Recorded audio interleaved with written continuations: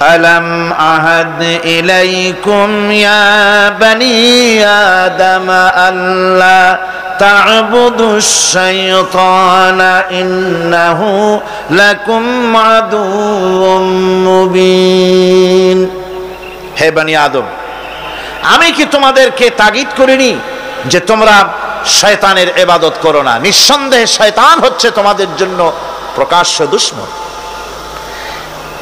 এ কথা সকলেরই জানা আছে যে দুনিয়ার মানুষ শয়তানের ইবাদত কেউ করে না, শয়তানের পূজা কেউ করে না, ঠিক কিনা? শয়তানের কেউ পূজা করে না, বরং শয়তানের প্রতি চতুর্দিক থেকে শুধু লানত হতে থাকে, ঠিক কিনা? শয়তানের খালি গাল দিতে থাকে সারাদিন, এমন কি পাপ করে নিজে দোষ দেয় শয়তানের, ঠিক কিনা? কবি বলছেন, क्या हंसी आती है मुझे हजरत इंसान पर, क्या हंसी आती है मुझे हजरत इंसान पर, फेल बद तू खुद करे लानत करे शैतान पर। আমার মানুষের অবস্থা দেখে হাসি পায়, খারাপ কামটা করে নিজে আর গাল দিয়ে দেয় শয়তানের। সারাটা দিন মেয়ে লোক, পুরুষ লোক, বাচ্চা সকলে শয়তানের গাল দেয় সমানে, ওর কপালটাই খারাপ, ফুটবলের মতো। এর জন্মই হয়েছে লাথি খাওয়ার জন্য। সুতরাং আল্লাহ পাক যে বলছেন যে শয়তানের ইবাদত করতে তোমাদেরকে নিষেধ করেছি, তার অর্থটা কি?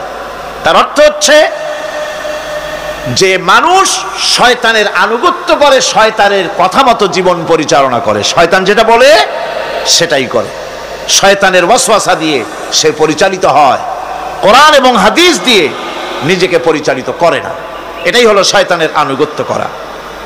কিয়ামতের দিন আল্লাহ রাব্বুল আলামিন বলবেন, উহশুরুল লাযীনা যালামু ওয়া আযওয়াজাহুম ওয়া মা কানু ইয়াবুদুনা মিন দুনিল্লাহি ফাহদুহুম ইলা সিরাতিল জাহিম। আল্লাহ রাব্বুল আলামিন কিয়ামতের দিন তিনি বলবেন, যারা নাকি সেই সমস্ত শয়তান এবং তার অনুসারী, যারা নাকি আমাকে বাদ দিয়ে যারা অন্যদের ইবাদত করত, সেই ইবাদত যাদের করত, আনুগত্য গোলামি যাদের করত, তারা এবং তাদের সাথী সঙ্গী সবগুলিকে একত্রিত করো আর জাহান্নামের রাস্তা দেখিয়ে দাও, সকলকে জাহান্নামের পথ দেখিয়ে দাও। এই আয়াতে কারিমা দিয়ে প্রমাণ করা হচ্ছে, বোঝানো হচ্ছে আনুগত্য হতে হবে কেবলমাত্র আল্লাহ পাকের। সব বুঝে নির্দ্বিধায় বিনা প্রশ্নে যাকে স্বীকার করতে হবে, মানতে হবে, তিনি হচ্ছেন আল্লাহ সুবহানাহু ওয়া তাআলা এবং তার নবী জনাব মুহাম্মদ রাসূলুল্লাহ সাল্লাল্লাহু আলাইহি ওয়াসাল্লাম। অন্য কাউকে কোরআন হাদিস দিয়ে যাচাই না করে কারো মতকে গ্রহণ করা যাবে না। আল্লাহ পাক বলছেন, ইত্তাখাযু আহবারাহুম ওয়া রুহবানাহুম আরবাবাম মিন দুনিল্লাহি ওয়াল মাসীহ ইবনে মারইয়াম ওয়া মা উমিরু ইল্লা লিয়াবুদু ইলাহান ওয়াহিদা। আল্লাহ পাক বলছেন, তারা নিজেদের ওলামা মাশায়েখদেরকে আল্লাহর পরিবর্তে নিজেদের রব তারা বানিয়ে নিয়েছে এবং তারা মসিহকে, ঈসা আলাইহিস সালামকে, মরিয়মের পুত্র ঈসাকে আল্লাহকে বাদ দিয়ে রব বানিয়ে নিয়েছে। অথচ হুকুম করা হয়েছে, আল্লাহ পাকের পক্ষ থেকে আদেশ করা হয়েছে, একমাত্র আল্লাহ রব্বুল আলামিন ছাড়া কারো আনুগত্য করা যাবে না, গোলামি করা যাবে না, দাসত্ব করা যাবে না। এখানে ওলামা মাশায়েখ এবং পাদ্রী পুরোহিতদের রব বানিয়ে নেওয়ার যে কথাটা বলা হয়েছে, সেটা হচ্ছে যে তাদেরকে আদেশ এবং নিষেধকারী হিসাবে মেনে নেওয়া হয়েছে, আল্লাহ রসুলের অনুমোদন ছাড়াই তাদেরকে গ্রহণ করা হচ্ছে, তাদের কথাগুলিকে শিরোধার্য করা হচ্ছে। আলেম ওলামা, পীর দরবেশ যিনি হন না কেন, তিনি যে কথাটা বলবেন ওই কথার সমর্থনে কোরআন হাদিস আছে কিনা তা না জেনে গ্রহণ করা যাবে না। কথা আসতে বললেন কেন? গ্রহণ করা, এটার নাম ঈমান। এটার নাম কি? ঈমান। পীর সাহেব যদি বলেন পাগড়ি বাঁধতে হবে 15 হাত, হ্যাঁ 15 হাত কেন, 21 হাতও বাঁধবো, দেখতে হবে রাসূল করিম সাল্লাল্লাহু আলাইহি ওয়াসাল্লাম ওরকম বেঁধেছেন কিনা। এটার নামই হচ্ছে ঈমান। এটার নাম কি? ঈমান। পীর সাহেব শিখায় দিলেন এরকম জিকির করো, সকালে এরকম, বিকেলে এরকম। হ্যাঁ করব, জিকির করব, করব না কেন? আল্লাহই তো জিকির করতে বলছেন, জিকির করব। তবে দেখতে হবে পীর সাহেব যেভাবে জিকির বলেছেন ওইভাবে আল্লাহ রাসূল জীবনেও জিকির করেছেন কিনা, সাহাবায়ে কেরাম এভাবে করেছেন কিনা। যদি করে থাকেন অবশ্যই পীর সাহেবের কথা মেনে ওরকম জিকির করব। কথা বুঝতে পেরেছেন? একজন মাওলানা সাহেব ফতোয়া দিলেন, একজন মাওলানা সাহেব ফতোয়া দিলেন অথবা একটা কথা বললেন, এই কথাটা কোরআনের সাথে মিল আছে কিনা, হাদিসের সাথে মিল আছে কিনা তাই দেখতে হবে সর্বাগ্রে। কোন মুরব্বী কি বলেছেন, কোন হুজুর কি বলেছেন, কোন কিতাবের মধ্যে কি লেখা আছে ওইটা জানার কোনো দরকার আমার নাই। আমার জানার দরকার কোরআন শরীফে আছে কিনা, হাদিস শরীফে আছে কিনা। এর নাম হচ্ছে ঈমান। এর নাম কি? এটাই হচ্ছে আনুগত্য আল্লাহ পাকের দরবারে। এটাই হচ্ছে আনুগত্য করার জন্য এটাই সবচাইতে বড় দলিল যে আল্লাহর হুকুম মেনে চলতে হবে, আর অন্য কারো অন্ধ অনুকরণ করব না। ইবাদত পূজা অর্থে বলা হয়েছে কাউকে ক্ষমতাশীল মনে করে নিজের প্রয়োজনের জন্য তার কাছে দোয়া করা, দুঃখ কষ্টে তার কাছে সাহায্য চাওয়া, ক্ষয়ক্ষতি এবং বিপদ আপদ থেকে বাঁচার জন্য কারো কাছে আশ্রয় চাওয়া। কোরআন মজিদের দৃষ্টিতে এগুলি সব হচ্ছে পূজার পর্যায়ভুক্ত, এগুলি করা যাবে না। সবটাই বলতে হবে আল্লাহ রাব্বুল আলামিনের কাছে। কার কাছে বলতে হবে? কোরআন বলছে, আল্লাহ পাক কোরআনে কারীমের মধ্যে বলছেন, কুল ইন্নী নুহিতু আন আ'বুদাল্লাযীনা তাদউনা মিন দুনিল্লাহি লাম্মা জাআনিয়াল বায়্যিনাতু মির রাব্বি ওয়া উমিরতু আন উসলিমা লিরাব্বিল আলামিন। আল্লাহ পাক বলেন, বলো আমার রবের পক্ষ থেকে স্পষ্ট নির্দেশ লাভ করার পর, হুকুম লাভ করার পর আল্লাহকে ত্যাগ করে তোমরা যাদের পূজা করছো তাদের পূজা আমি করি না। আল্লাহ নবীকে বলছেন এরকম আপনি বলেন, বরং আমাকে হুকুম করা হয়েছে আল্লাহ রাব্বুল আলামিনের সামনে মাথা নত করে দেওয়ার। তাই আমি আল্লাহ পাকের দরবারে আমার বিনয়ের, আমার আনুগত্যের মস্তক তার সামনে নত করে দিয়েছি। দুনিয়ায় মানুষেরা আল্লাহ রাব্বুল আলামিনকে বাদ দিয়ে যাদের কাছে সাহায্য চায়,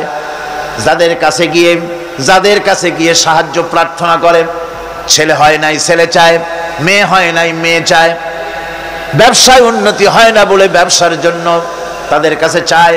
কোরআনে কারীম বলছে ওদের কাছে যে চাওয়া হচ্ছে তারা ওদের চাওয়াও সম্পর্কে জানে না। কিয়ামতের দিন এইগুলি সব ওদের বিরুদ্ধে আল্লাহর দরবারে মামলা দায়ের করবে। চলে যায় সিলেটে শাহজালাল রহমতুল্লাহ আলাইহির মাজারে, সেখানে গিয়ে গজাল মাছের কাছে গিয়ে সন্তান চায়। চট্টগ্রামে বাজেবস্তান যেখানে কচ্ছপ আছে, এই কচ্ছপের কাছে গিয়ে এখানে সন্তান কামনা করে। কি আজীব তামাশা! এর নাম মুসলমান, এর নাম মুসলমান।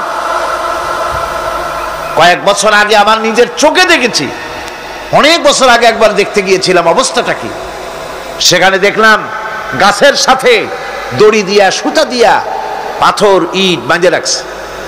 এগুলো কি শুনলাম, এগুলি যাদের বাচ্চা হয় না তারা এগুলি গাছের সাথে বেঁধে রেখে আসছে। ওই ইটে যেরকম ভার ওই রকম সন্তানের ভার পেটের মধ্যে হইয়া আস্তে আস্তে সন্তান হবে। কি ফিলসফি! আজীব তামাশা। এরপর আমার নিজের চোখে দেখেছি বিরাট বিরাট কচ্ছপ, এই কচ্ছপগুলির পায়ে হাত দিয়ে সুমা খাইতেছে মুসলমান। নাউযুবিল্লাহি মিন যালিক।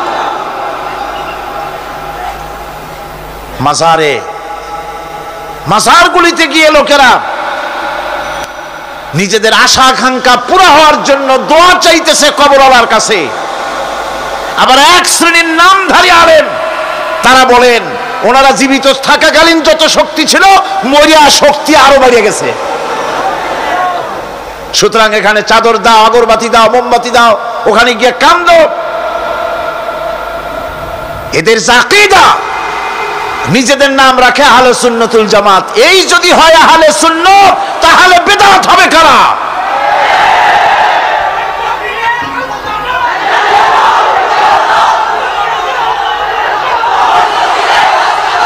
কবর, মাজার, ওলিউল্লাহদের মাজার, থামুন, ওলিউল্লাহদের মাজার তো ভালো কথা, মর্যাদার সাথে সুন্দর করে তা রাখতে হবে, যত্ন সহকারে রাখতে হবে, তার পবিত্রতা রক্ষা করতে হবে।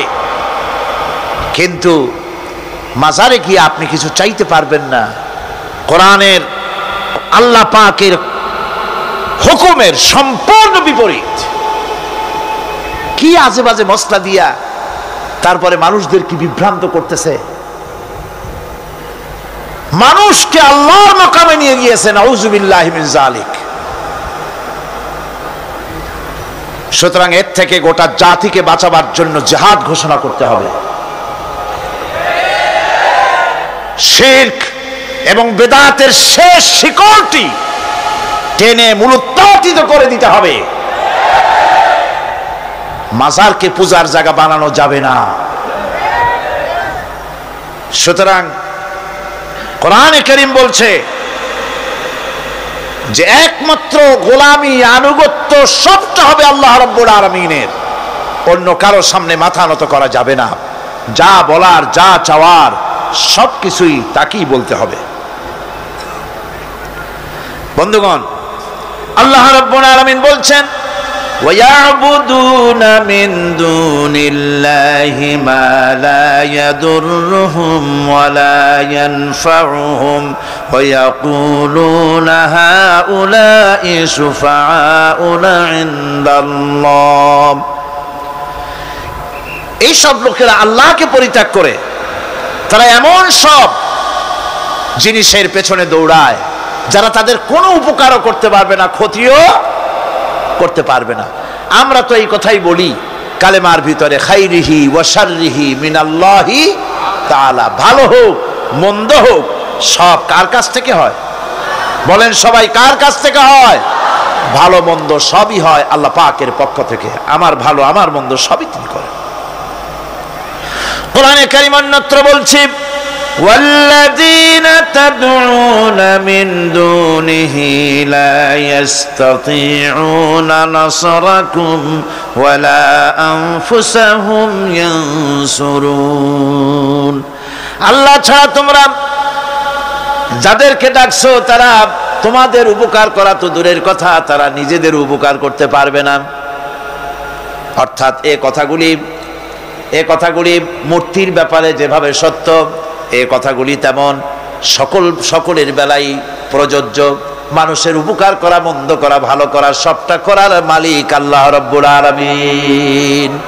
আল্লাহ কাউকে এজেন্সি দেন নাই যে সন্তান দেবে এরা, শিক্ষার বরকত দেবে ওরা, জমিনের ফসল দেবে তারা। এইরকম হিন্দু ধর্মে যেভাবে ৩৩ কোটি খোদা আছে, এক এক খোদার এক এক দায়িত্ব। দেশে প্রেসিডেন্ট থাকে, প্রধানমন্ত্রী থাকে, দেশ চালাবার জন্য মন্ত্রণালয় ভাগ করে দেয়। যেহেতু মানুষের দুর্বলতা আছে, দুর্বলতা আছে কার? মানুষের, একা সব পারে না বলেই মন্ত্রণালয় থাকে। আল্লাহ কি এতই দুর্বল যে অনেকগুলি মন্ত্রণালয় খুলে বসছে? অমুক পীর সাহেব ছেলে দেবে, অমুক খাজা বাবা মাইয়ে দেবে, অমুক মূর্তিগুলোয় তাই দেবে, অমুকে অমুক দিবে। নাউযুবিল্লাহি মিন যালিক। অবাক হবেন মানুষের আকীদা কত খারাপ। বহুত পীর এমন আছে মুরিদেরা তাদের মেয়েদেরকে তাদের কাছে খেদমতের জন্য পাঠিয়ে দেয়। যুবতী মেয়েরা পা চেপে পীরের খেদমত করে, বউ দিয়া খেদমত করে। মেয়েগুলি বয়সপ্রাপ্ত মেয়েদের গায়ে হাত দিয়া পীরের দোয়া করে, ফু দেয়। এগুলি পীর নয়, এগুলি শয়তান।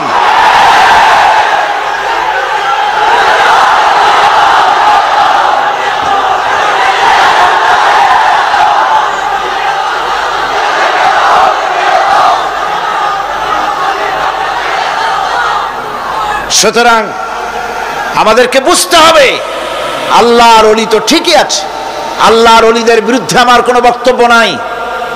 যারা আল্লাহর ওলি হক তাদেরকে সম্মান করি, শ্রদ্ধা করি, ঠিক কিনা? যাদের কাছে ইলম আছে, সাজাইয়া গুছাইয়া একটা বিশাল কিছু বানাইয়া পেটের মধ্যে বোমা মারলেও কিছু পাওয়া যায় না, বিরাট একটা কেবলা, নামের আগে এত কিছু বসায়, হায় হায়, নামই খুঁজে পাওয়া যায় না। সিরাজুস সালিকিন, মিসবাহুল আরিফিন, রাহনুমায়ে বেদাত, আশিকে পামদান, সিয়াহে দানদান। মানে নামের শেষে শুধু আলাইহিস সালাম লিখতে বাকি থাকে, আর সব লেখে। পীরকে মর্যাদা দিয়ে আল্লাহর আসন পর্যন্ত নিয়ে যায়, নাউজুবিল্লাহ। আপনারা বিশ্বাস করুন, মনের মধ্যে ঈমান রাখবেন, কোন পীরের বাপের ক্ষমতা নাই বদদুয়া দিয়ে আপনাকে ধ্বংস করে দিতে পারে। কোন পীরের বাপের ক্ষমতা নাই দোয়া করে 10 তলা বিল্ডিং এর মালিক বানাই দিতে পারে, যদি আল্লাহ রাজি থাকে। যদি আল্লাহ রাজি না থাকেন, আল্লাহ পাক যদি রাজি থাকেন, তাহলে কারো দোয়ায় ভাগ্য ভালো হতেও পারে। কথা বুঝে আসছে? সুতরাং ভয় করতে হবে কাকে? আল্লাহ পাককে। কাকে ভয় করতে হবে? আল্লাহ পাককে ভয় করতে হবে। সৌভাগ্য দুর্ভাগ্য সবটার মালিক আল্লাহ। হক্কানি ওলি যারা, সত্যিকারের পীর যারা, তারা এইভাবে করে শান শওকাত ইত্যাদি হাই ফাই করে অস্থির করে ভালাইয়া রাজা বাদশাদের মতো চলাফেরা তারা করেন না। কথা ঠিক কিনা? তাদের ইলম কালাম থাকে, মানুষকে হকের দাওয়াত দেন, হক কথা বলেন, হক কথা বলে যদি জেলে যেতে হয় তাও যেতে রাজি আছে তারা। এরকম হয়েছে না, নমুনা আছে না? সুতরাং মনে রাখতে হবে, ভালো মন্দ করার সবটা মালিক হচ্ছে আল্লাহ। এটা যদি বিশ্বাস না করি, তাহলে ইয়াকা নাবুদু বলার কোনো মানে নেই। ইয়াকা নাবুদু, কেবলমাত্র তোমারই গোলামি করি, আর কারো গোলামি করি। সোজা কথা, সাফ কথা। আমরা সবাই গোলাম। আমরা সবাই কি? আমরা যে গোলাম, তাকে বলতে লজ্জা করে? কার গোলাম? চিল্লায় বলতে হবে সকল মুসলমানকে, কার গোলাম? আল্লাহ পাকের গোলাম আমরা। আর এই গোলাম, আল্লাহর দাসত্ব মানুষের শ্রেষ্ঠতম মর্যাদা। সুবহানাল্লাহ। আল্লাহর দাসত্ব মানুষের জন্য কি? শ্রেষ্ঠতম মর্যাদা। যেহেতু আল্লাহর দাসত্ব করাই হলো সৃষ্টির মূল উদ্দেশ্য, তাই একজন মানুষকে সত্যিকার মর্যাদার উচ্চ শিখরে পৌঁছার অর্থই হলো তিনি কাজ কর্ম দিয়ে প্রমাণ করবেন তিনি আল্লাহ পাকের খাঁটি বান্দা, আল্লাহ পাকের খাঁটি গোলাম। তাই কোরআনে কারিমে আমরা দেখতে পাই যে আল্লাহ পাক যেখানে খুব স্নেহ করে, আদর করে যখন বান্দাদের সম্পর্কে কিছু বলতে চেয়েছেন, তখন তিনি আব্দুন শব্দ ব্যবহার করেছেন। আদর করে, স্নেহ করে, দয়া করে যদি কারো ব্যাপারে কিছু বলতে চেয়েছেন, তখন আল্লাহ তাকে কি বলেছেন? আব্দ। আব্দ মানে হলো বান্দা। যেমন বেহেশতীদের সম্পর্কে আল্লাহ পাক বলেছেন, আইনা ইয়াশরাবু বিহা ইবাদুল্লাহি ইউফাজ্জিরুনাহা তাফজীরা। জান্নাতের মধ্যে একটি প্রবাহমান ঝর্ণা আছে, আল্লাহর বান্দারা সেখান থেকে পান করতে পারবে। সেই ঝর্ণা থেকে তৃষ্ণা নিবারণ করবে এবং নিজেদের ইচ্ছে মতো তারা এই ঝর্ণার শাখা প্রশাখা নিজেদের এরিয়া পর্যন্ত নিয়ে যেতে পারবে। এমন একটা ঝর্ণা থাকবে যেখানে আল্লাহর বান্দারা, আল্লাহ পাক বলছেন আইনাই ইয়াশরাবু বিহা ইবাদুল্লাহ, আল্লাহর বান্দারা, আল্লাহর গোলামেরা সেখানে তাদের তৃষ্ণা মিটাবে এমন ঝর্ণা আছে। ওই ঝর্ণার কাছে যাওয়ার দরকার নাই, তাদের ইঙ্গিতে ইচ্ছা অনুযায়ী তাদের ঘরের দরজা পর্যন্ত যেখানে খুশি সেখানের শাখা প্রশাখা প্রবাহিত করে নিতে তারা সক্ষম হবে।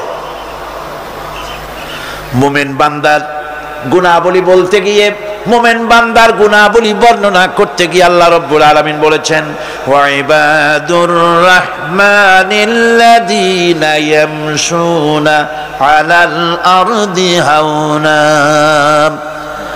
রহমানের বান্দা হলো তারা যারা জমিনের উপরে চলাফেরা করার সময় বিনয়ের সাথে চলাফেরা করে, তারা হচ্ছে রহমানের বান্দা। কার বান্দা? রহমানের বান্দা আদর করে আল্লাহ বলছেন বান্দা গোলাম। শয়তান নিজে অভিশপ্ত হওয়ার পর এর প্রতিশোধ নেওয়ার জন্যে আল্লাহ পাকের দরবারে বলেছিল, আয় আল্লাহ, তোমার যেই বান্দাগুলির কারণে, তোমার যেই বান্দার কারণে আমার ইবাদতগুলি নষ্ট হয়ে গেল, আমি অভিশপ্ত হয়ে গেলাম, ওই বান্দাগুলিকে লোভ দেখিয়ে আমি যেমনে পারি সবগুলিকে আমি গোমরাহ করে দেব, পথভ্রষ্ট করে দেব। আল্লাহ পাকের জবাবে বললেন, ইন্না ইবাদি লাইসা লাকা আলাইহিম সুলতান ইল্লা মান ইত্তাবাকা মিনাল গাওয়িন। আমার বান্দাদের উপরে তোমার কোনো কর্তৃত্ব নাই। আমার বান্দা, আদর করে আল্লাহ পাক বলছেন আমার বান্দাদের উপরে তোমার কোনো কর্তৃত্ব নাই। তবে হ্যাঁ, যারা তোমার কথা মান্য করবে তারা অবশ্যই গোমরাহ হয়ে যাবে, পথভ্রষ্ট হয়ে যাবে। কিন্তু আমার সত্যিকারের বান্দা যারা, তাদের উপরে তুমি গোমরাহি, তাদেরকে তুমি পথভ্রষ্ট করতে পারবে না, তাদের উপরে তোমার কোনো কর্তৃত্ব নাই। ভাইরা আমার, হযরত ঈসা আলাইহিস সালামের ব্যাপারে, হযরত ঈসা আলাইহিস সালামকে খ্রিস্টানেরা তারা বলেছে ওয়াকালাতিন নাসারাল মাসীহু ইবনুল্লাহ, মসিহ হচ্ছে কার ছেলে? নাউযুবিল্লাহ, বলেন সবাই নাউযুবিল্লাহ। তাকে যখন আল্লাহর ছেলে বলা হলো, আল্লাহর পুত্র বলা হলো, রব্বুল আলামিন তার জবাবে বললেন, ইন হুয়া ইল্লা আবদুন আনআমনা আলাইহি, তিনি তো একজন বান্দা, তিনি আমার বান্দা ছাড়া আর কিছুই নন, আমি তার প্রতি অনুগ্রহ করেছি। বান্দা, আমার বান্দা। আল্লাহ পাকের বান্দা হওয়ার ব্যাপারে কোন মানুষের লজ্জা থাকার কথা নয়। এমনকি আল্লাহ পাক ঈসা আলাইহিস সালাম সম্পর্কে বলছেন, লা ইয়াস্তানকিফাল মাসীহু আইয়াকুনা আবদান লিল্লাহি ওয়ালাল মালাইকাতুল মুকাররাবুন। মসিহ আল্লাহর বান্দা, তাতে কখনো বিন্দু মাত্র লজ্জা তিনি পোষণ করেন নাই যে আমি আল্লাহর বান্দা, আল্লাহর গোলাম। এটা একটা কথা হইল? এরকম লজ্জা তিনি পোষণ করেন। এমনকি তার নিকটবর্তী ফেরেশতা যারা, তারাও আল্লাহর বান্দা, গোলাম হওয়ার জন্য তাদের ভিতরে কোনো লজ্জা নাই। যারা নাকি আল্লাহর গোলাম, এই ব্যাপারে যাদের মধ্যে লজ্জার সৃষ্টি হয়, আল্লাহর গোলাম এটা কেমন কথা, বান্দা হওয়াটা কেমন কথা, যারা গোলামীকে অস্বীকার করে তাদের সম্পর্কে আল্লাহ পাক বলছেন, ওয়া মাইয়াস্তানকিফ আন ইবাদাতিহি ওয়া ইস্তাকবির ফাসায়াহশুরুহুম ইলাইহি জামিআ। কেউ যদি আল্লাহর বন্দেগী করার ব্যাপারে লজ্জা পোষণ করে, যদি লজ্জার কারণ মনে করে, অহংকার করে, গৌরব করে, তাহলে তারা পালাবে কোথায়, যাবে কোথায়? আমি কিয়ামতের দিন সবগুলিকে এক জায়গায় করে ফেলবো। সুতরাং আল্লাহ পাকের গোলামিতে আল্লাহ যে বান্দা বলে যখন ডাকেন, লজ্জার কোনো কারণ নাই। অহংকার যে করবে সে নিজেকে ধ্বংস করবে। আল্লাহ পাক সব নবীদেরকে নিজের বান্দা বলেছেন। নবীরা কি? আল্লাহ পাকের বান্দা। হযরত ইউসুফ আলাইহিস সালাম সম্পর্কে আল্লাহ পাক বলছেন, কাযালিকা লিনাসরিফা আনহু সুআ ওয়াল ফাহশা ইন্নাহু মিন ইবাদিনাল মুখলাসিন। এরূপই ঘটলো যাতে আমি ইউসুফ আলাইহিস সালামকে, আমার বান্দা, তাকে আমি নির্লজ্জতা ইত্যাদি থেকে আমি রক্ষা করেছি। নিশ্চয়ই হযরত ইউসুফ ছিল আল্লাহ পাকের বান্দা, আল্লাহ পাকের আব্দ। রাসূল করিম সাল্লাল্লাহু আলাইহি ওয়াসাল্লাম তিনি হচ্ছেন সর্বশ্রেষ্ঠ আল্লাহর পয়গম্বর। তার থেকে শ্রেষ্ঠ নবী আর কি কেউ আছে? জোরে বলেন, আছে?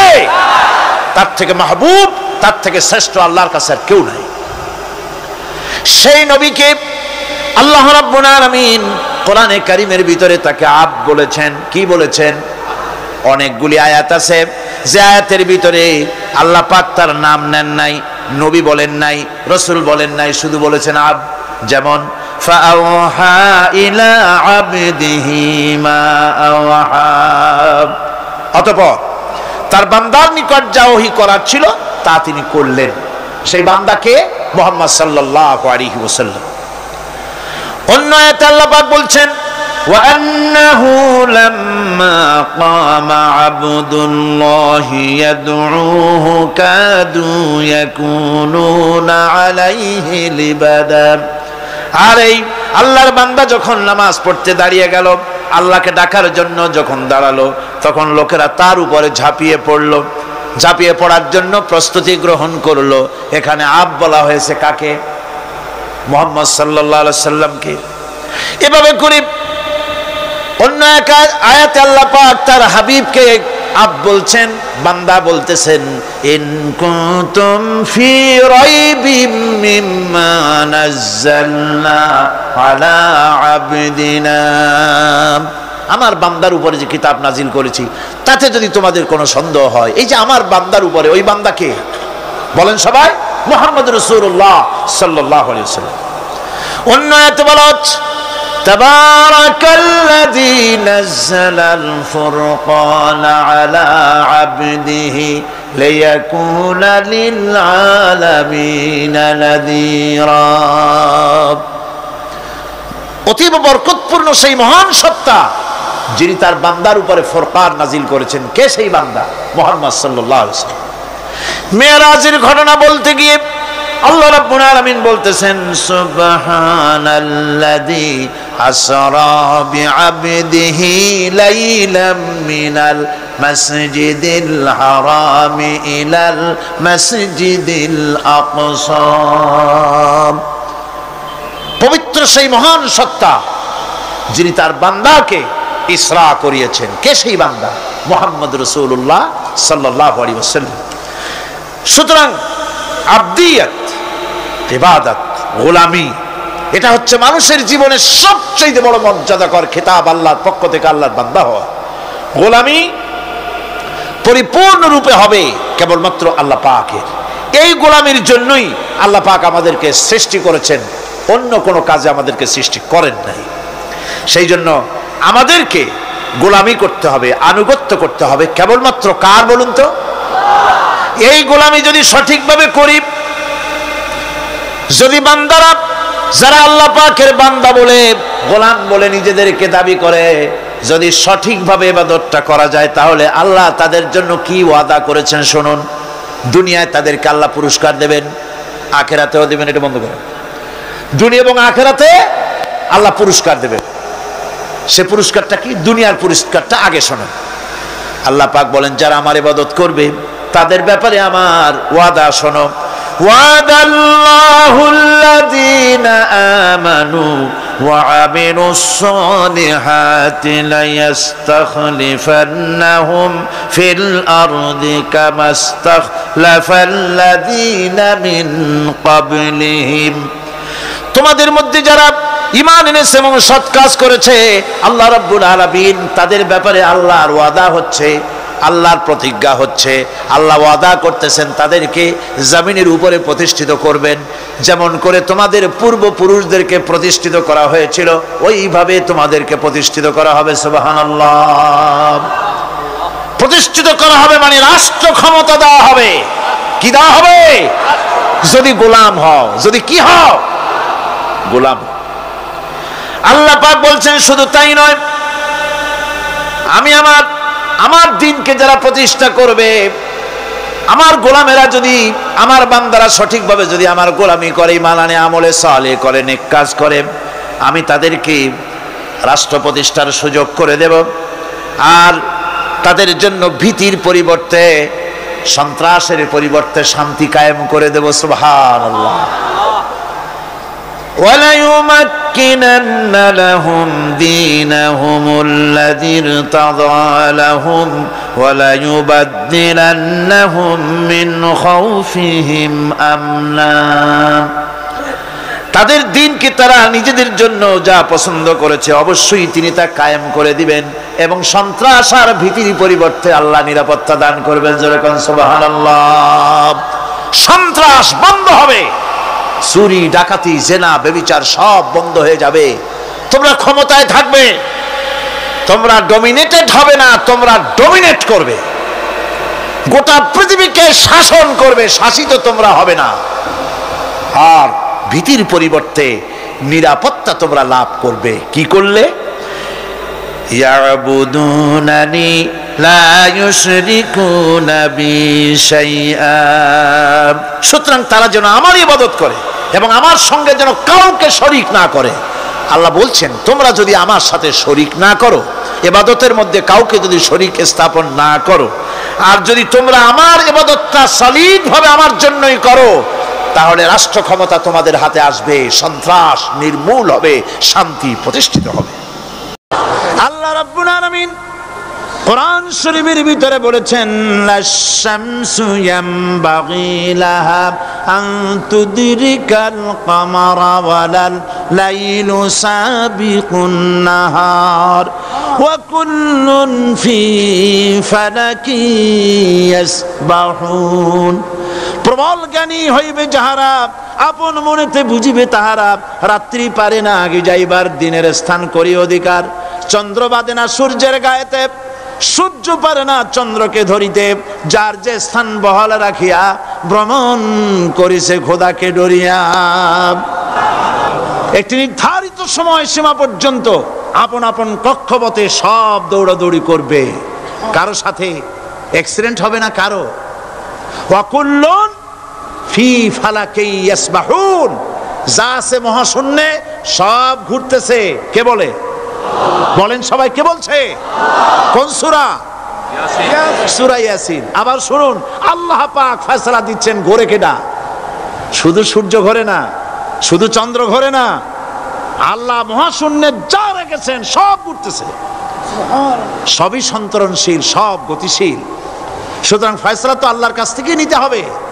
পৃথিবী সৃষ্টি করেছেন, মানব গোষ্ঠী সৃষ্টি করেছেন এবং মানুষের প্রয়োজন মিটিয়েছেন। এই মানুষগুলিকে কে সৃষ্টি করেছেন? মানুষ সৃষ্টির ব্যাপারেও দার্শনিকরা মানুষদেরকে বিভ্রান্ত করে। যা কলেজে বিশ্ববিদ্যালয়ে পড়ানো হয়, এই কোরআন শরীফ বিশ্ববিদ্যালয়ে পড়ানো হয়? হ্যাঁ হয়। কয়েকটা আয়াত, কয়েকটা সূরা পরীক্ষায় পাশ করার জন্য একটু একটু অপশনাল রেখে দেওয়া হয়েছে। বর্তমান যে শিক্ষা কমিশন, শামসুল হক শিক্ষা কমিশন রিপোর্ট মন্ত্রী পরিষদে অনুমোদন করেছে বর্তমান সরকার। এই শিক্ষানীতিতে বলা হয়েছে ক্লাস 1 থেকে নিয়ে ক্লাস 5 পর্যন্ত ধর্মীয় শিক্ষা দিতে দেওয়া হবে না।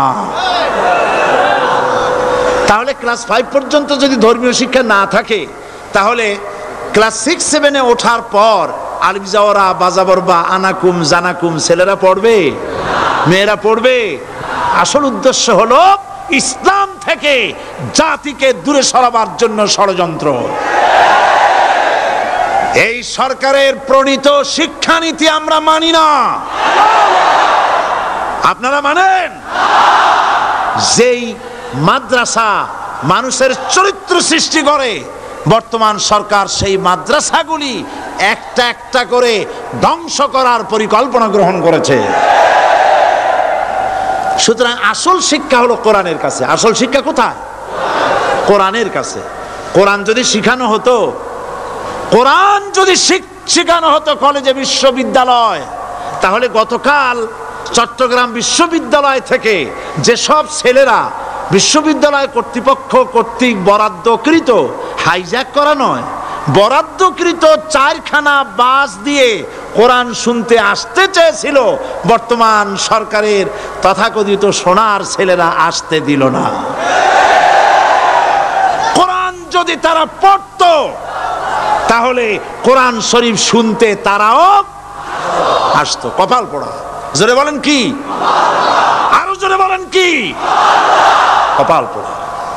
সব ভালো লাগে, কোরআন ভালো লাগে না। এদেরকে শিখানো হয়েছে, আরে তোমরা তো মানুষ না। বলে আমরা কি? তো তোমাদের ডারউইন বাবাজি বলে নাই, শোনো নাই? কি পড়ো টড়ো তোমরা, বুদ্ধি শুদ্ধি রাখো না।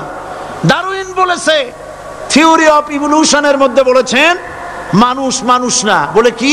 মানুষ হলো বান্দর। কপাল পোড়া। কি কপালে লেখা থাকে? কাজে কামে প্রকাশ হয়ে যায়। ডারউইন বলল মানুষ মানুষ না। আলফ্রেড বললেন মানুষ হলো মানুষই ঠিক, তবে মানুষ হলো সেক্স সর্বস্ব জীব। সেক্স সমস্যার সমাধান করলে মানুষের সব সমস্যার সমাধান হয়ে যাবে। কার্ল মার্কস বললেন মানুষ হলো পেট সর্বস্ব জীব, পেট সমস্যার সমাধান করে দিলে সব সমস্যা শেষ। আর ডারউইন বললেন মানুষ মানুষই না, মানুষ কি বলে বান্দর, ওরাং ওটাং শিম্পাজি আর ব্যাং থেকে মানুষের উৎপত্তি হয়েছে। আমি যখন জীবনের প্রথম শিম্পাজি দেখলাম, ওরাং ওটাং দেখলাম, তখন আমি মনে করেছি যে ডারউইন খামোখা ভুল করে নাই। এইটা দেখেই ও মনে করেছে যে এই হচ্ছে আমার মাতামহের গোষ্ঠী, এ হলো পিতামহের গোষ্ঠী। আপনারা একটু মাথা কাটায় চিন্তা করেন, মানুষ যদি বান্দর থেকে হবে, আজও বানর ফরেস্ট এরিয়া আছে কিনা বাংলাদেশে? চিল্লায় বলেন আছে কিনা? তো মানুষ যদি বান্দর থেকেই হবে, আপনারা কি কোনোদিন দেখেছেন যে একটা বান্দরের কোমর পর্যন্ত মানুষের মতো হয়ে সারছে? আর কিছুদিন গেলেই পুরা মানুষ হয়ে যাবে, গলা পর্যন্ত মানুষের মতো হয়ে গেছে, আর কদিন গেলেই মানুষ হয়ে যাবে। দেখছেন কখনো? আচ্ছা আপনারা বলেন, পাবদা মাছ আপনারা চট্টগ্রামে কি বলেন? পাবদাই বলেন। পাবদা মাছ দেখতে কি মাছের মতো লাগে? বোয়াল মাছের মতো। কোন পাগলে কি বলছে কথা যে বোয়ালের পূর্বপুরুষ পাবদা? পাবদাগুলি পুটি টুটি খাইয়া খাইয়া আস্তে আস্তে বোয়াল হয়ে গেছে, এ কথা কেউ বলে? আচ্ছা শোলের যে ছোট সাইজ, শোল মাছ, গজাল মাছ, এর যে ছোট্ট সাইজ ভর্তা করে খায়, শুটকি বানায় খায়, ওগুলোর কি বলে? টাকি মাছ। এই টাকি মাছ দেখতে শোল মাছের মতো। কেউ পাগলকে আজ পর্যন্ত বলেছে যে শোল মাছের পূর্বপুরুষ টাকি, টাকিগুলা সার মার খাইয়া আস্তে আস্তে শৌলে পরিণত হয়ে গেছে? কেউ বলেছে কখনো? ডারউইন কয় বোতল খাইয়াছে এই মতবাদ লিখছে আল্লাহই ভালো জানে। যে বান্দরের থেকে মানুষ আবিষ্কার হয়েছে, নাউজুবিল্লাহ। এগুলি পড়ানো হয় কলেজে, বিশ্ববিদ্যালয়, তাই আমাদের সোনার ছেলেরা বান্দরামি করে। ওদের যদি পড়ানো হইতো তোমরা বান্দরের গোষ্ঠী নও, তোমরা মানুষ, মর্যাদা কার বেশি, বান্দরের না মানুষের? এ পৃথিবীর প্রথম মানুষকে আদম আলাইহিস সালাম। আদম হইছেন কি দিয়ে? মাটি দিয়ে। আল্লাহ রাব্বুল আলামিন যিনি মানুষ সৃষ্টি করেছেন, তিনি কোরআন শরীফের ভিতরে বলে দিয়েছেন, আমি প্রথমেই বলেছি, আপনারা লক্ষ্য করুন, এই কোরআন তাবিজের কিতাব নয়, এই কোরআন তদবিরের কিতাব নয়, ঝাড়ফুঁকের কিতাব নয়। কোরআন হলো পৃথিবীর মানুষের জন্য কোড অফ লাইফ, পূর্ণাঙ্গ জীবন বিধান। সব কিছু আল্লাহ পাক কোরআনের ভিতরে বলে দিয়েছেন, কোনো জিনিস বাদ দেন নাই। আপনি আমি কেমনে সৃষ্টি হয়েছি আল্লাহ পাক কোরআনের ভিতরে বলেছেন, ইন্না খালাকনাকুম মিন তুরাবিন সুম্মা মিন নুতফাতিন সুম্মা মিন আলাকাতিন সুম্মা মিন মুদগা। নিষ্প্রাণ মাটি দিয়ে তোমাকে উৎপন্ন করা হয়েছে, নিষ্প্রাণ মাটির উপাদান দিয়ে তোমাকে তৈরি করা হলো। মায়ের পেটের ভিতরে এক ফোঁটা নাপাক পানি জমাট রক্তে পরিণত হয়ে গেল, জমাট রক্ত আস্তে করে গোস্ত পিণ্ড হলো, গোস্ত পিণ্ডকে সুন্দর করে সাজায়া হাড্ডি গুড্ডি বানায়া স্ট্রাকচার তৈরি করে তার উপরে ফাকাসাউনাল ইযামা লাহমা, চামড়া দিয়ে গোস্ত দিয়া সাজায়া সুন্দর করে বানালাম। আল্লাহর পরিচয় শুনুন, আল্লাহ আমার কেমন আল্লাহ। মায়ের পেটের ভিতরে সন্তান বানায়া এরপরে যখন রূহ দেওয়া হয়েছে, ক্ষুধা লেগেছে, খাবারের প্রয়োজন হয়েছে, আল্লাহ রাব্বুল আলামিন ওই কচি বান্দা মায়ের পেটে বসে কি খাবে, সেজন্য তার মা চিন্তা করে নাই, বাবা চিন্তা করে নাই, সরকার চিন্তা করে নাই। আল্লাহ রাব্বুল আলামিন মায়ের মাসিক অসুখকে বন্ধ করে দিয়ে সন্তানের নাভির সাথে আর মায়ের নাভির সাথে তার লাগায়া, পাইপ লাগায়া মায়ের মাসিক অসুখের রক্তগুলি দিয়ে সন্তানকে বড় বানালেন। মুখ দিয়া এই রক্ত পান করালেন না, মুখটাকে পবিত্র রেখে দিলেন যাতে করে পৃথিবীতে আসার পর ওই মুখ দিয়া আল্লাহ রব্বুল আলামিনের জিকির করতে পারো। সন্তান মায়ের ভিতরে, পেটের ভিতরে বড় হলো, আল্লাহ রাব্বুল আলামিন বলেন মাস দিন যখন পুরা হয়ে গেল, সুম্মা নুখরিজুকুম তিফলা, বাচ্চার আকারে পৃথিবীতে নিয়ে আসলাম। এখন খাবা কি? পৃথিবীতে যখন বাচ্চা এলো তখন তার পেটের সাথে যে সংযোগ ছিল মায়ের নাভির সাথে আর সন্তানের নাভির সাথে, সেই সংযোগ তার আর কি থাকলো? কি করা হলো? কেটে দেওয়া হলো। লক্ষ্য করুন, খাবারের জন্য একটি মাত্র পাইপ আল্লাহ লাগাইছিলেন, পৃথিবীতে সন্তান আসার সঙ্গে সঙ্গে পাইপটা কেটে দেওয়া হলো। এবার কি খাবে? আল্লাহ রাব্বুল আলামিন মায়ের বুক থেকে সন্তানের জন্য এবার সিঙ্গেল সিগন্যাল, তার জন্য সিঙ্গেল কোন লাইন যেটা ছিল কেটে দিয়া মায়ের বুক থেকে সন্তানের জন্য ডাবল লাইন আল্লাহ চালু করে দিলেন। এমন দুধ বানায় দিলেন যা শুধু খাবার নয়, শুধু ফুড ভ্যালু নয়, এই দুধের ভিতরে ক্যালসিয়াম, এর মধ্যে ভিটামিন, এর মধ্যে আয়রন, এর মধ্যে মেডিসিন। দুনিয়ার এই সন্তান ছিল ফি কারারিম মাকিন, সুরক্ষিত জায়গার ভিতরে ছিল, কোনো পলিউশন সেখানে যেতে পারতো না, রোগের জার্ম সেখানে যেতে পারতো না। দুনিয়ায় এলো দূষিত আবহাওয়ার ভিতরে, এই সন্তানকে এখনই অ্যান্টিবায়োটিক খাওয়ালে পরে অসুবিধা হবে। আল্লাহ রাব্বুল আলামিন মায়ের দুধের ভিতরে ঔষধ দিয়া রোগের প্রতিষেধক বানায়া দিলেন। এ হলো আমার আল্লাহ। এ আমার কে? আল্লাহ। জোরে বলেন আল্লাহ। আল্লাহ আল্লাহ রাব্বুল আলামিন মায়ের দুধ দিয়ে সন্তানকে বড় করলেন আর শোনায় দিলেন, খবরদার এই মায়ের সাথে, এই বাপের সাথে নাফরমানি করবি না। মা বাপের জন্য আমার কাছে দোয়া করবে, রব্বির হামহুমা কামা রাব্বায়ানি সগীরা। সবাই পড়েন আমার সাথে, রব্বির হামহুমা কামা রাব্বায়ানি সগীরা। আল্লাহ পাক শিখাই দিলেন বান্দারে আমার কাছে দোয়া করায়, আল্লাহ আমার মা বাপ আমাকে ছোটবেলায় যেভাবে স্নেহের কোলে লালন পালন করেছে, এইভাবে আমার মা বাপদের তোমার রহমতের কোলে লালন পালন করো। মনে থাকবে ভাইরা? বলেন মনে থাকবে?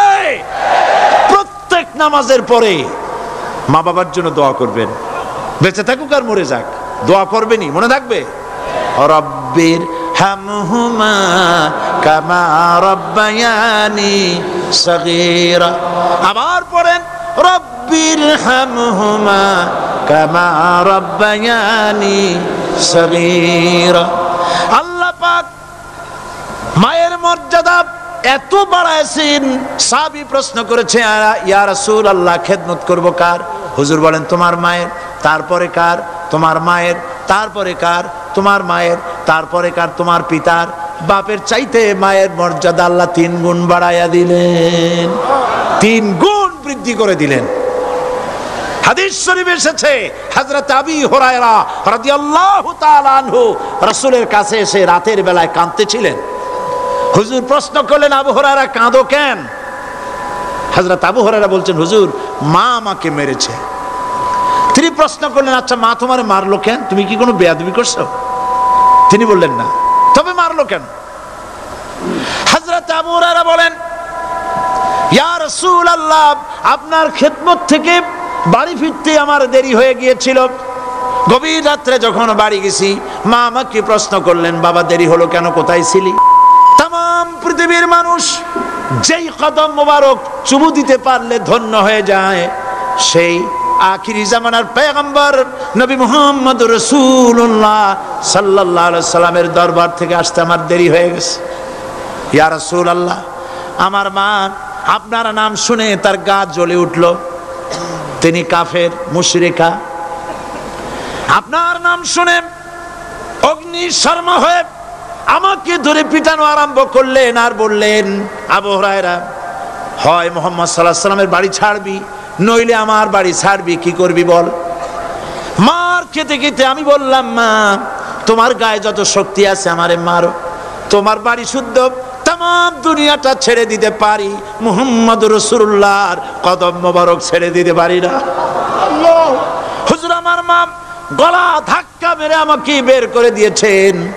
হুজুর বলছেন, আবু হুরায়রা, মা তোমাকে মেরেছে আর আমার কাছে নালিশ করছো, আমি তোমার মায়ের কোনো বিচার করতে পারবো না। সুবহানাল্লাহ, এত বড় পাওয়ারফুল নবী, শানওয়ালা, ইজ্জতওয়ালি, বরকতওয়ালি, এত বড় নবী বলছেন মা মেরেছে, আমার করার কিচ্ছু নাই। সুবহানাল্লাহ। তোমার মা মুশরিকা হোক আর যাই হোক, তোমার মা। সুবহানাল্লাহ বলেন।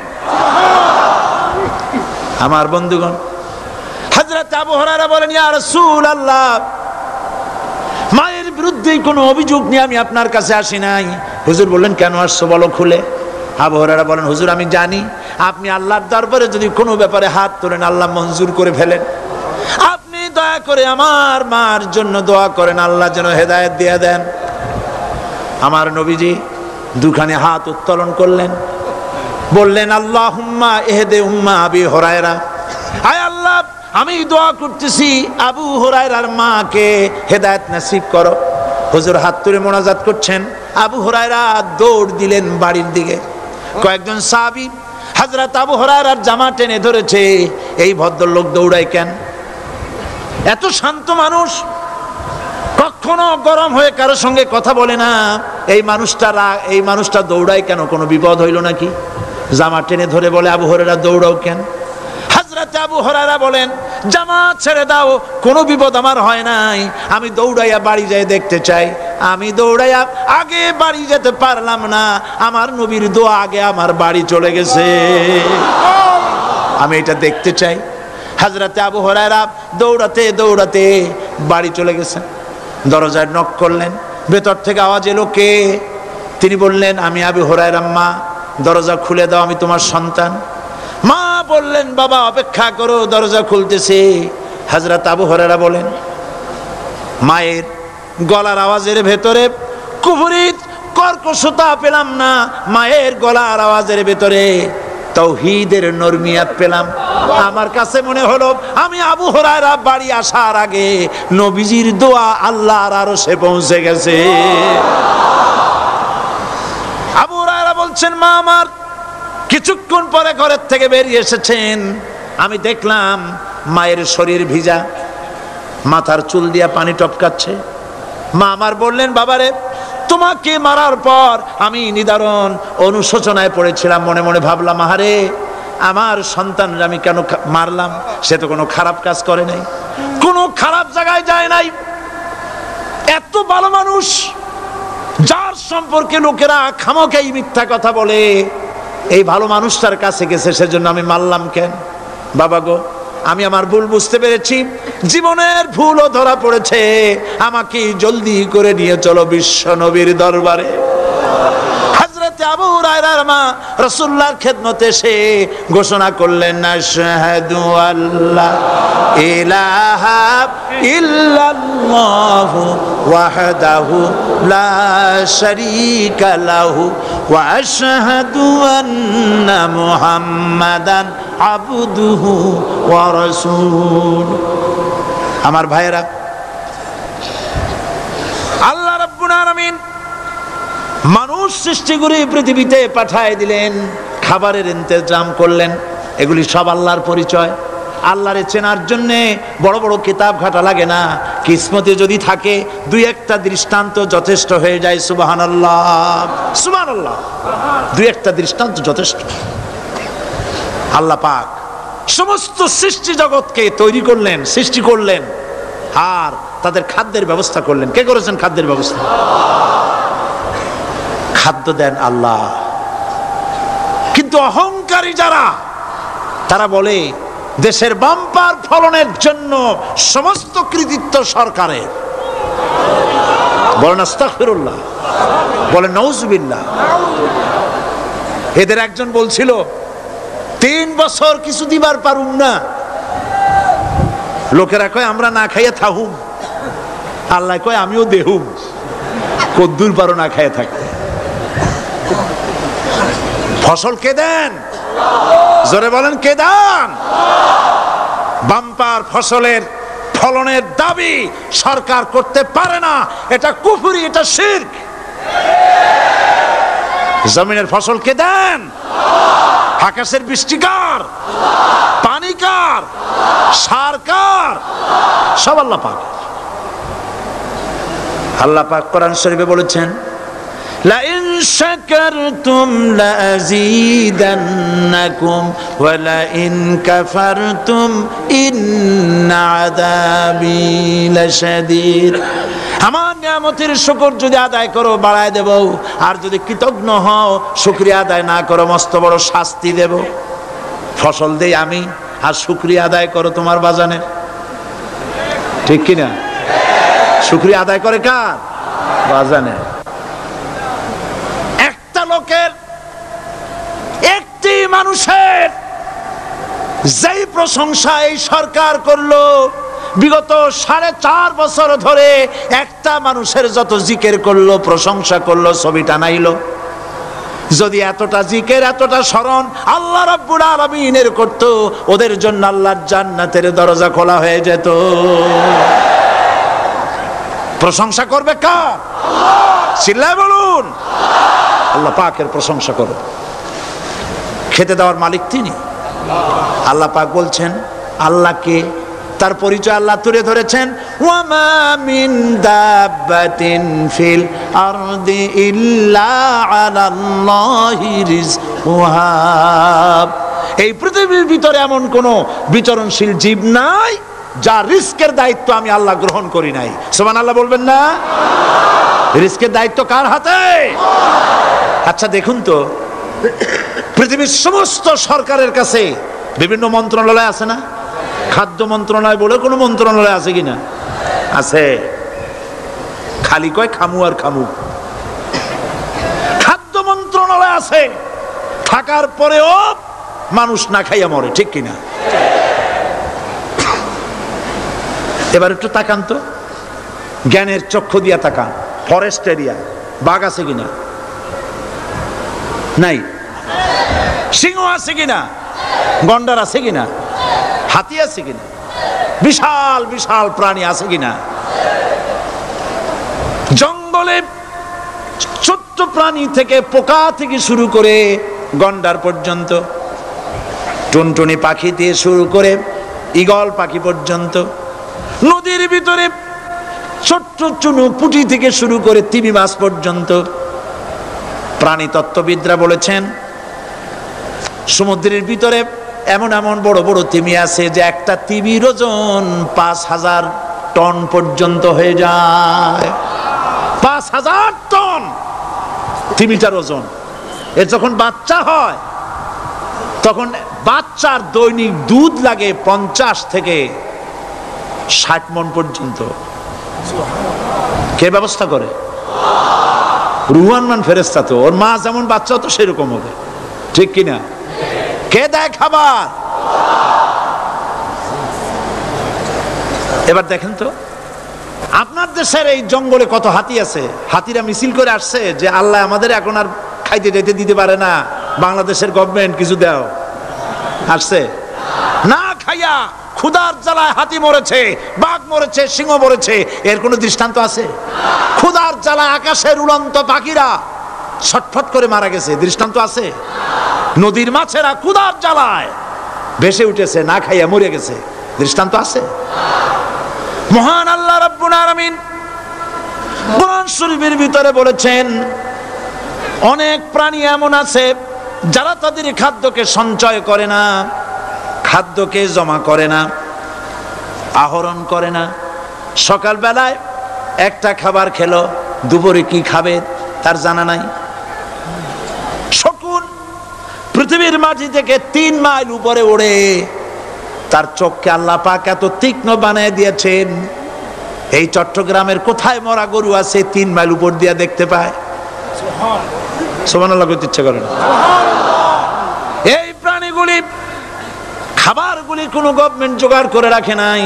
আল্লাহ পাক বলেন সবার খাবার আমি দেই, সকাল বেলায় সমস্ত প্রাণীগুলি, মহাশূন্যে পাখি, পানির ভিতরে মৎস্যরাজি, জঙ্গলের ভিতরে হিংস্র প্রাণী, পোকামাকড় থেকে শুরু করে সবগুলো খালি পেটে সব বেরিয়ে যায়, কারো কোনো খাবারের মজুদ নাই। সন্ধ্যা হতে না হতে সমস্ত প্রাণীগুলির পেট ভরাইয়া আমি আবার যার যার ঘরে ফিরাই দেই। ওয়ামা মিন দাব্বাতিন ফিল আরদি ইল্লা আলাল্লাহি রিজকুহা। সমস্ত প্রাণীর রিজকের দায়িত্ব আমি আল্লাহর হাতে। কে দেয় রিজেক? জোরে বলুন, কে দেন? আল্লাহ পাক। কি খাবেন সব আল্লাহ জোগাড় করে দিয়েছেন। তরি তরকারি জোগাড় করেছেন, মাছ জোগাড় করেছেন, চাউল দিয়েছেন, খাবার দিয়েছেন, গোশত দিয়েছেন, সব দিয়ে দিয়েছেন আল্লাহ রাব্বুল আলামিন। সমস্ত জিনিস দিয়ে মানুষকে আল্লাহ পাক তার জন্য আল্লাহ সব করেছেন। খালাকালাকুম মা ফিল আরদি জামিআ। এই পৃথিবীতে যা তৈরি করেছে সব তোমার জন্য। এ হচ্ছে আমার আল্লাহ, এ হচ্ছে আমার কে? আল্লাহ। সে আল্লাহ পাক বলছেন, আল্লাহর পরিচয়, তিনি স্রষ্টা, তিনি রিজেক দাতা। এবার আইনদাতা কে? আইনদাতা কে? আরো জোরে বলুন। আইনদাতা আল্লাহ হচ্ছে আল্লাহর পরিচয়। ইনিল হুকমু ইল্লা লিল্লাহ আলা লাহুল খালকু ওয়াল আমর। সৃষ্টি যার, আইন চলবে তার। আমার দেশে আল্লাহর আইন চলছে? আমাদের দেশের কল কারখানা, ক্ষেত খামার, অফিস আদালত আল্লাহর আইন অনুযায়ী চলে? চলে না। বরং আল্লাহর আইনকে মুছে ফেলার জন্য, নিজেদের আইন সৃষ্টি করার জন্য প্রচেষ্টা চালানো হচ্ছে। আল্লাহর আইন মানুষের জন্য সব থেকে বেশি উপযোগী, কারণ সৃষ্টি করেছেন কে? বলেন, কে করেছেন? আল্লাহ। প্রত্যেকটি মেশিন আপনি যা কিনবেন, রেডিও হোক, টিভি হোক, যে কোনো যন্ত্র হোক, গাড়ি হোক, তার সাথে একটা লিটারেচার, একটা বই তার সঙ্গে দিয়ে দেওয়া হয়। ওই বইয়ের মধ্যে লেখা থাকে এটা কিভাবে চালানো হবে, অপারেট করা হবে, তার সিস্টেম লেখা থাকে। আপনার ইচ্ছা মতো চালাইলে হবে না। এই মানব গোষ্ঠীকে সৃষ্টি করেছেন। এখন আপনি যদি আপনার আইন মতো চালান, তা কি চলবে? চলবে না। আপনি আপনার আইন মতো চালাচ্ছেন, ভালোভাবে চলতেছে? চলতেছে না। স্বরাষ্ট্রমন্ত্রী বলতেছেন সন্ত্রাসীদেরকে মাটির তলা থেকে খুঁজে বের করা হবে, কিন্তু নাকের উপর দিয়া ব্রিফকেস চুরি হয়ে যায়, উনি তা ধরতে পারেন না। এই হলো আইন। অনাবরত খুন হচ্ছে, অনাবরত সন্ত্রাসী তৎপরতা চলছে, আর ওনারা বলছেন আগের থেকে এগুলি চলে আসছে, একজনের খুনের বিচার না হইলে এরকম খুন তো হইতেই থাকবে। তাহলে খুনকে, হত্যাকে, সন্ত্রাসকে সরকার জাস্টিফাইড করছে। নাউযুবিল্লাহি মিন যালিক। এই জন্য আইন হতে হবে আল্লাহর। আইন হতে হবে কার? চিল্লায় বলেন, আল্লাহ পাকের আইন হতে হবে। আমি একদিন পার্লামেন্টে বলেছিলাম, আমার দেশের নেতা নেত্রীরা বারবার হজ করতে যান, উমরা করতে যান, সেখান থেকে আসার সময় কি আনেন? আতর, পাথর, সুরমা আর খুরমা, এই কিছু নিয়ে আসলেন। কিন্তু আমি বলেছি, আপনারা কি কিছু চোখে দেখেন না? পার্লামেন্টে এইভাবে বক্তৃতা করেছে, কিছু চোখে দেখেন না? আমি প্রশ্ন করে আমি আবার জবাব দিচ্ছি,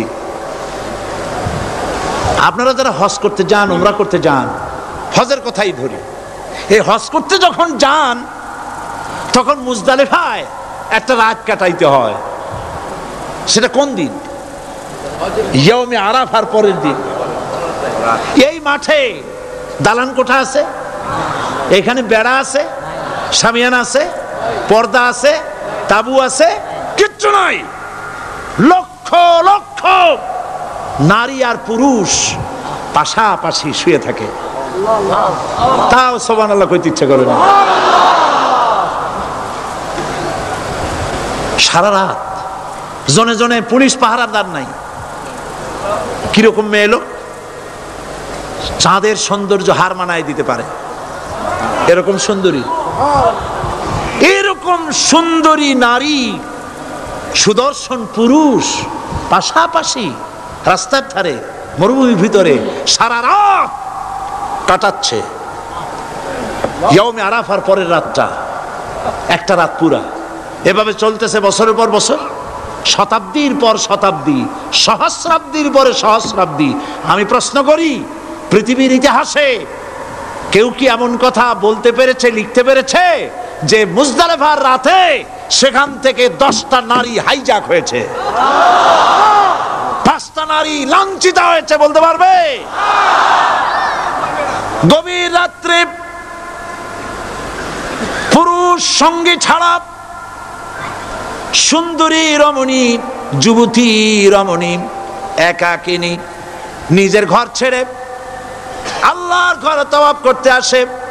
তওয়াব সেরে তাহাজ্জুদের নামাজ পড়ে আল্লাহর কাছে মোনাজাত করে একা একা হাজার হাজার লাখো পুরুষের ভিতর থেকে আপন ঘরে ফিরে যায়। কারো বাবার হিম্মত নাই একবার তাকায় সে তো রূপ উপভোগ করার জন্য আবার তাকায়, অথবা তার আঁচল ধরে টান মারে। আছে ইতিহাস? কথা কন না কেন? সুন্দরী একটা মাইয়া মক্কা থেকে মদিনা থেকে পাওয়া যায় না, 15 দিন হয়ে গেছে। হয়েছে কখনো?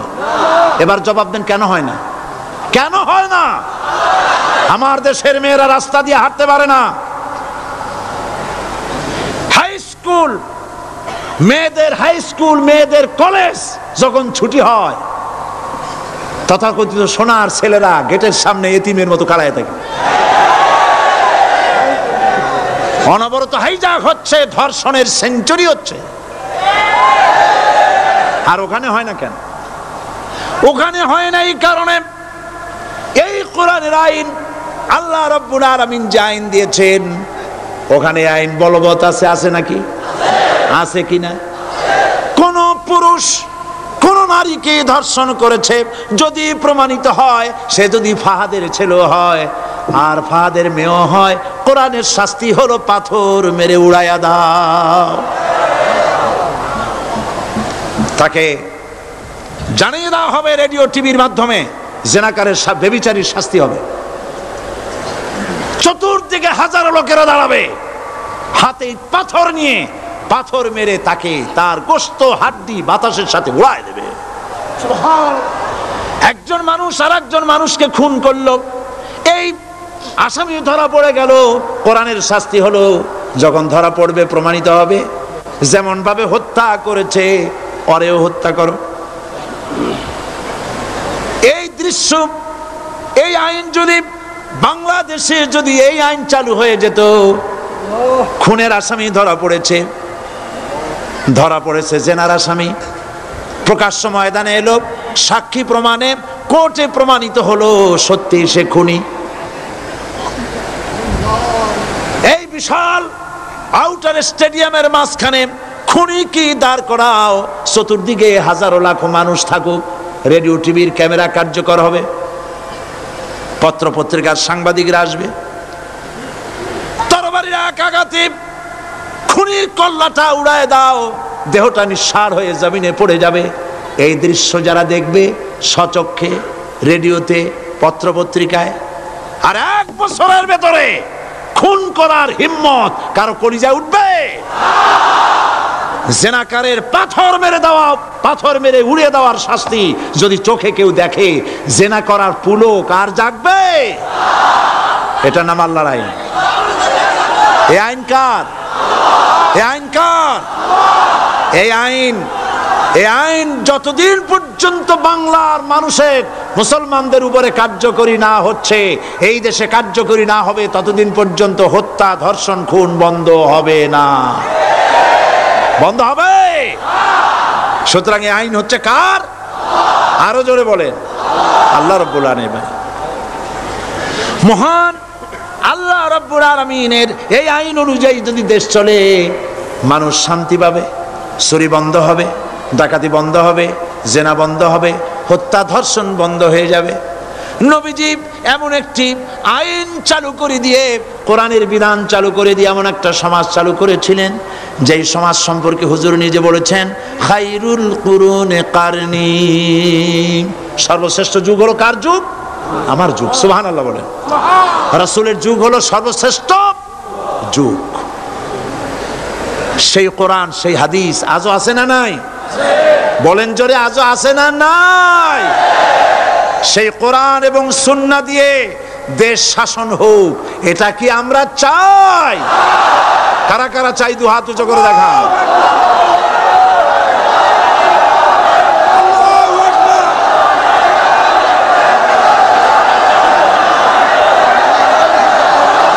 আরে ভাই, আপনারা দাঁড়ায় গেলেন কেন?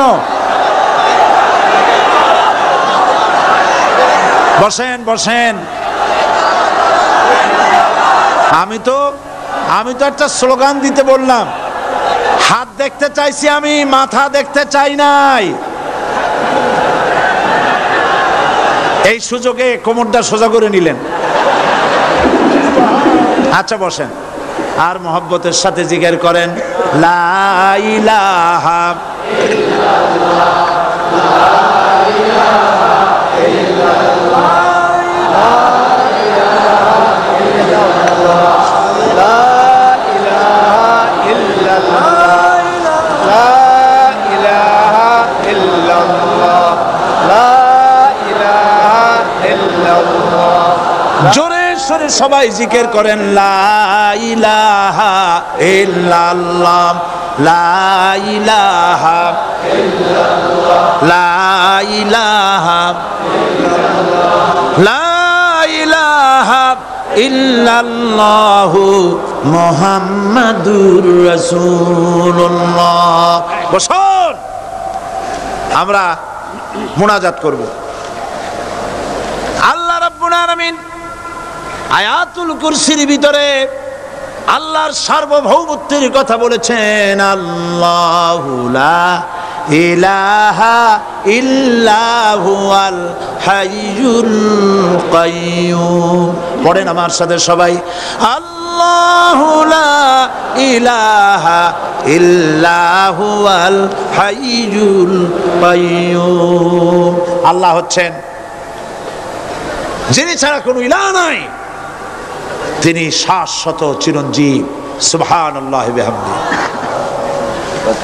আগামীকাল এর বাকি অংশ আমি আপনাদের সামনে আলোচনা করব ইনশাআল্লাহ।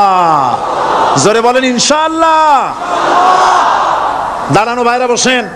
আপনাদের পাশে যারা দাঁড়িয়েছেন অনুরোধ করে বসায় দেন। বলেন যে আর 5টা মিনিট বসেন, আল্লাহর রাস্তায় হাঁটেন না। হ্যাঁ বলেন, বলেন আপনারা যে আল্লাহর রাস্তায় হাঁটেন না, বসেন, সবাই বসেন। এত বড় মাহফিলের মুনাজাত, সুবহানাল্লাহ বলেন। চট্টগ্রামের ইতিহাসের শ্রেষ্ঠ মাহফিল, চিল্লায় বলেন সুবহানাল্লাহ। গোটা বিশ্বের কোরআনের শ্রেষ্ঠ মাহফিল, বলেন সুবহানাল্লাহ। যারা বলেন আলহামদুলিল্লাহ। আগামীকাল এ মাহফিলের আখেরি মুনাজাত হবে ইনশাআল্লাহ। বলেন ইনশাআল্লাহ। আমি আন্তরিকভাবে দুঃখিত, প্রতি বছর আমার মা বোনদের জন্য, চট্টগ্রামবাসী আমার মা বোনদের জন্য আলাদাভাবে তাদের প্রশ্নের উত্তর দেই এবং তাদের সামনে কোরআন হাদিসের কথা আলাদাভাবে বলি। এবছর দিন কম হয়ে গেল বলে মহিলারা, মা বোনেরা বঞ্চিতা হয়ে গেলেন। শিশু কিশোরদের জন্য আলাদাভাবে সমাবেশ করা হয়, তাও বঞ্চিত হয়ে গেল। এই বিশাল তাফসীরুল কোরআন মাহফিলের বরকত থেকে চিটাগংবাসীকে যারা বঞ্চিত করলো, আল্লাহ তাদের হেদায়েত নসিব করে দিন। যদি হৃদয় থাকে,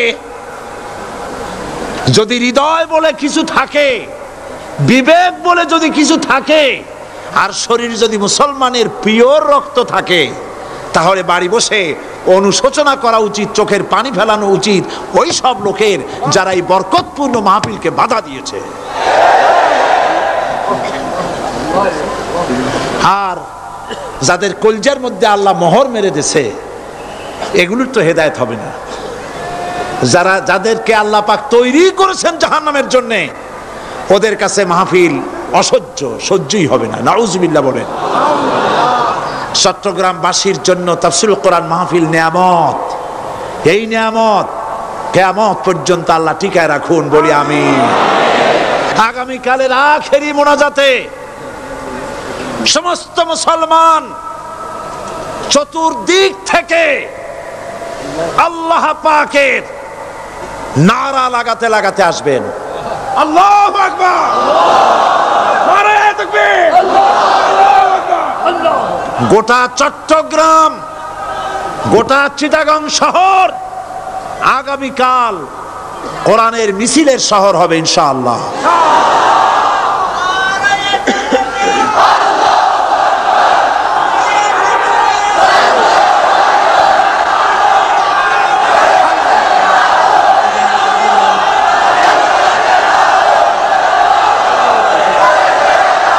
কতজন?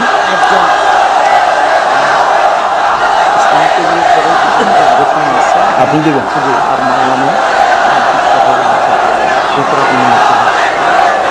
বন্ধুগণ, আজকে কোরআন শরীফের তাফসীর শুনে ইসলামের প্রতি আকৃষ্ট হয়ে 8 জন অমুসলিম ভাই ইসলাম কবুল করার জন্য এসেছে।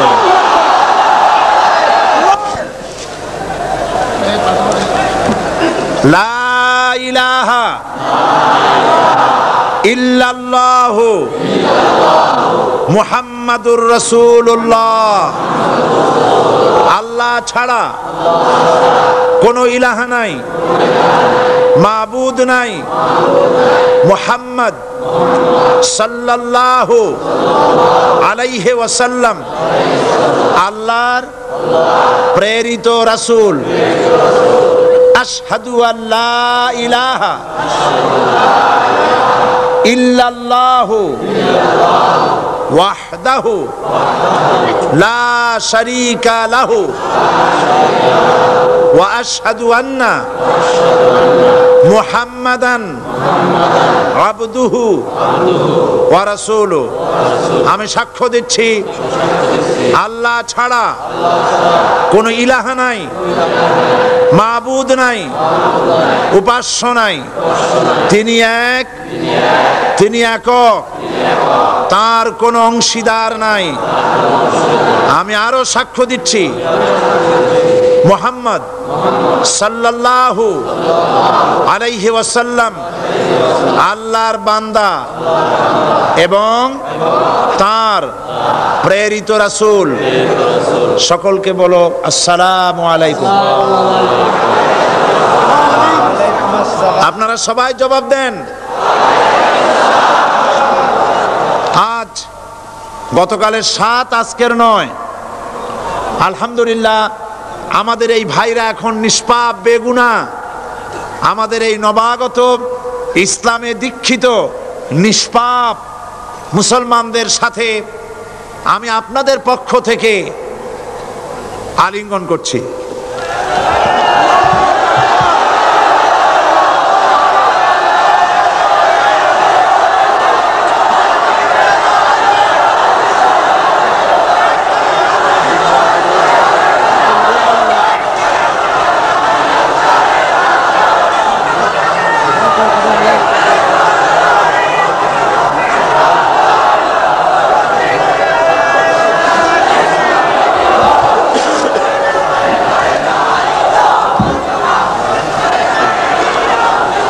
প্রিয় ভাই সব,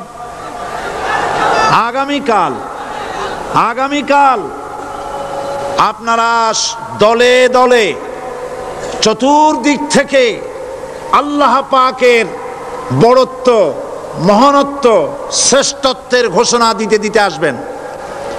আল্লাহর বড়ত্ব, বিরাটত্ব, মহানত্ব আর শ্রেষ্ঠত্বের ঘোষণা দিতে হয় কিভাবে? আল্লাহু আকবার। সবাই জোরে বলেন, আরো চিল্লায় বলেন।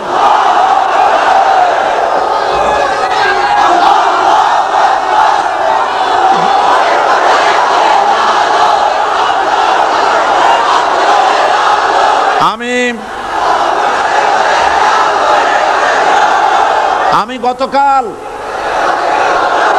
গতকাল এই মাহফিলে পুলিশ প্রশাসনকে অনুরোধ করেছিলাম, আজকের মাগরিবের নামাজের মধ্যে 40 জন নিরপরাধ কোরআন পাগল মুসলমানদেরকে জেল থেকে মুক্তি দেওয়ার জন্য।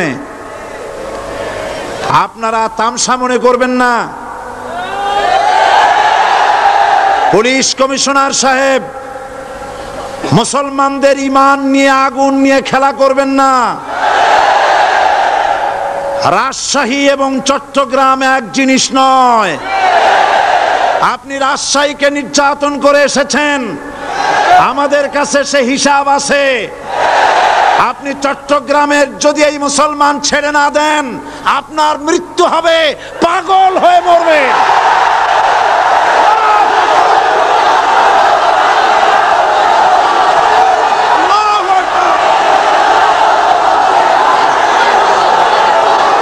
থামেন, থামেন। আল্লাহর গজবকে ভয় করেন পুলিশ কমিশনার, আল্লাহর গজবকে ভয় করুন। এই লক্ষ লক্ষ জনতা আপনার গজবের মৃত্যু কামনা করে।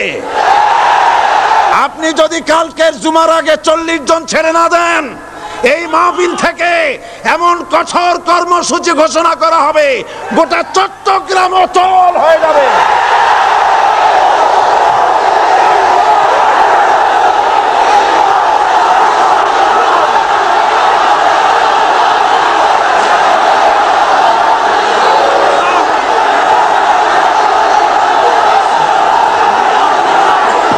বসুন, বসুন।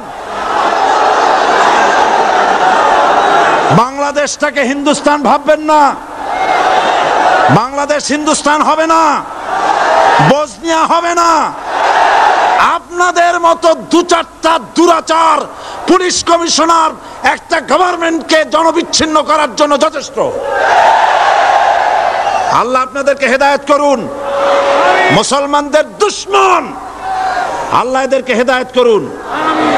পাগলামি করবেন না, আল্লাহর গজবকে ভয় করুন।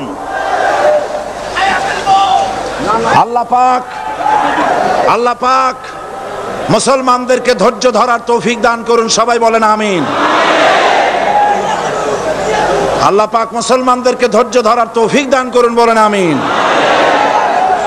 আমি আজ আপনাদের খেদমতে আরজ করি, আগামীকাল দলে দলে কোরআনের তাফসীরের মাহফিলের মোনাজাতে শরীক হন। আল্লাহ তৌফিক দান করুন। সমস্ত রকমের উস্কানির মোকাবেলায় শান্ত থাকবেন, ধৈর্য ধরবেন। রাজি আছেন? রাজি আছেন? আল্লাহ পাক আপনাদেরকে সকলকে ধৈর্য ধরার তৌফিক দান করুন।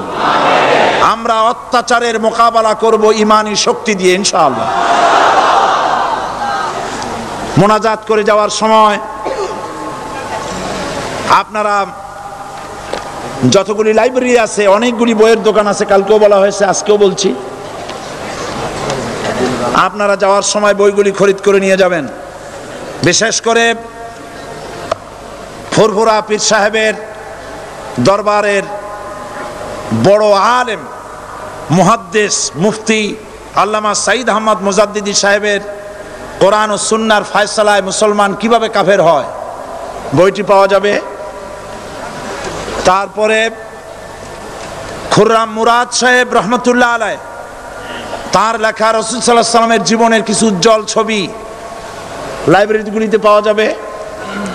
রিয়াজুস সালিহিন, এখানে রিয়াজুস সালিহিন এবং জামিয়া তিরমিজি, এই সমস্ত বই ঢাকা থেকে এসেছে।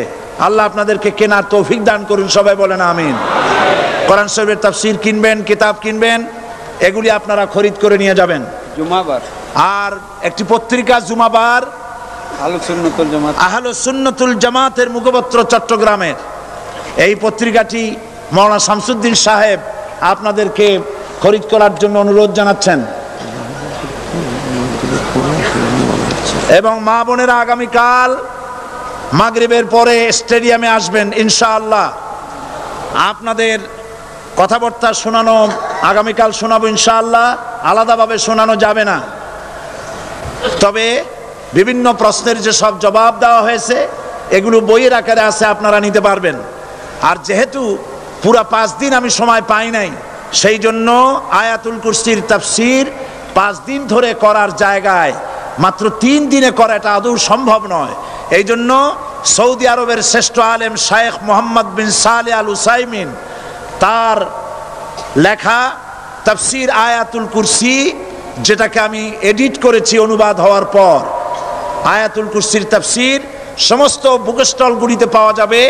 আপনারা খরিদ করবেন, পড়বেন এবং এর দ্বারা হেদায়েত গ্রহণ করবেন। আল্লাহ পাক সকলকে তৌফিক দান করুন। আর যাওয়ার সময় ইসলামী সমাজ কল্যাণ পরিষদের এই মাহফিলের বিশাল খরচের জন্য আপনারা সহযোগিতা করে যাবেন। ওমান থেকে লোকেরা টাকা পয়সা পাঠাচ্ছে, সেখানে যারা চট্টগ্রামের বিভিন্ন জায়গার যারা কাজবাজ করে তারা পাঠাচ্ছেন, সৌদি আরব থেকে, কুয়েত থেকে, কাতার থেকে, যে যে জায়গার থেকে যতটুকুন পারতেছে সাহায্য করতেছে। কিন্তু সবচাইতে বড় দায়িত্ব হচ্ছে 30,000 টাকা পাঠিয়েছে আমার লাগবে। ওমানের ভাই বোনেরা সাহায্য করেছেন, সেজন্য তারা দোয়া চেয়েছেন। আল্লাহ যেন তাদের নেক কামনা পুরা করেন, আমরা বলি আমিন। তো এখন মোনাজাত হবে, আপনারা ভুলে যাবেন না, আপনারা সবাই এই মাহফিলের জন্য সাহায্য করে যাবেন। এবং আগামীকালের মাহফিলে পাগল হয়ে মৃত্যু হলো, সাংবাদিক শুনছেন মৃত্যু হবে, সেটা পাগল। একজন প্রশ্ন করেছেন পুলিশ কমিশনার আগামীকাল মরবে, এরকম কথা আমি বলি নাই। এরকম কথা বলছি নাকি? বলছি? উল্টাপাল্টা কথা শুনবেন না।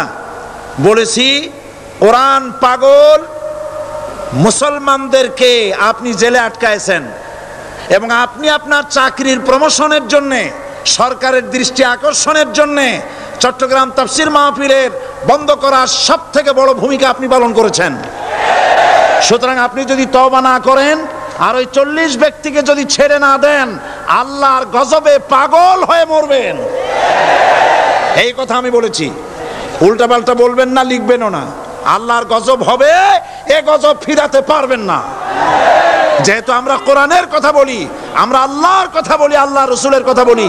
আপনি চট্টগ্রামের মুসলমান পুলিশ যারা কোরআনের জন্য কান্দে, মুনাজাতে শরীক হয়, এই মুসলমান পুলিশদেরকে জুতা পায়ে দিয়া মসজিদে ঢোকার সাহস আপনি দিয়েছেন। আমার পুলিশের কোনো দোষ না, আপনি পুলিশদেরকে ব্যবহার করেছেন। আপনি চট্টগ্রাম ছেড়ে পালিয়ে যান, আপনি চট্টগ্রামের উপযুক্ত নন। এটা মুসলমানের এলাকা, কোন হিন্দু এলাকায় চলে যান। আপনি নিজে নিজে পদত্যাগ করেন, সরকার আপনাকে পাঠাক আর না পাঠাক, আপনি পালায়ে যান।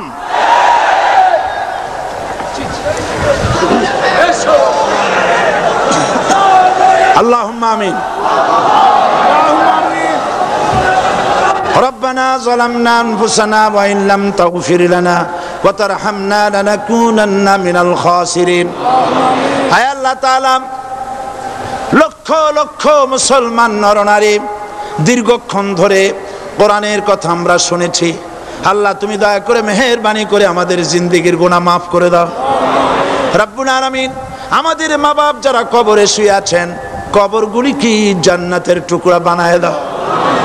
হায় আল্লাহ তাআলা, কোরআনের মাহফিলে যারা বাধা দেয়, কোরআন শুনতে যারা বাধা দেয়, কোরআনের মাহফিলে যারা 144 দ্বারা জারি করে, কোরআনের পাগল মুসলমানদেরকে মসজিদে ঢুকে যারা পিটায়, আল্লাহ কোরআন শুনবে বলে জেলখানার ভিতরে আটকায় রাখে, আল্লাহ আজকে বলতেছি তাদেরকে তুমি হেদায়েত নসিব করে দাও। আজকে দোয়া করি তাদেরকে হেদায়েত নসিব করে দাও। আল্লাহ তাদের কঠিন কঠিন পাথরের মতো কলিজাকে আল্লাহ তুমি নরম বানায় দাও। মুসলমানদেরকে মহব্বত করার মতো তৌফিক দান করে দাও। পুলিশের সাথে, প্রশাসনের সাথে আমাদের কোনো শত্রুতা নাই। আল্লাহ তুমি দয়া করে মেহেরবানি করে তাদের মন নরম করে দাও। আল্লাহ তুমি দয়া করে চট্টগ্রামের পরিস্থিতি তুমি ঠান্ডা বানায় দাও রব্বুল আলামিন। কোরআনের বরকতে সমস্ত মানুষকে ধৈর্য ধরার তৌফিক দিয়ে দাও। আগামী কালকের মাহফিল এই মাঠে আল্লাহ তুমি তোমার বান্দা বান্দীদেরকে তুফানের মতো সব জড়ো করে দাও রব্বুল আলামিন। কোরআনের সাথে যারা বেয়াদবি করে তুমি তাদেরকে হেদায়েত নসিব করে দাও রব্বুল আলামিন।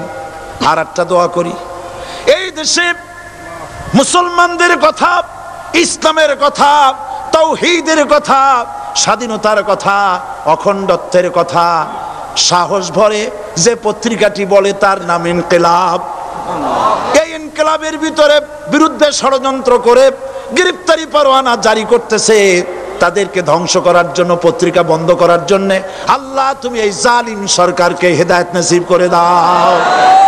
আল্লাহ জালিমদেরকে হেদায়েত নসিব করে দাও। মুসলমানদের ঈমান নিয়ে যেন খেলা করতে না পারে আল্লাহ তুমি তাদের কলিজায় মৃত্যুর ভয় ঢুকায় দাও, জাহান্নামের আগুনের ভয় ঢুকায় দাও।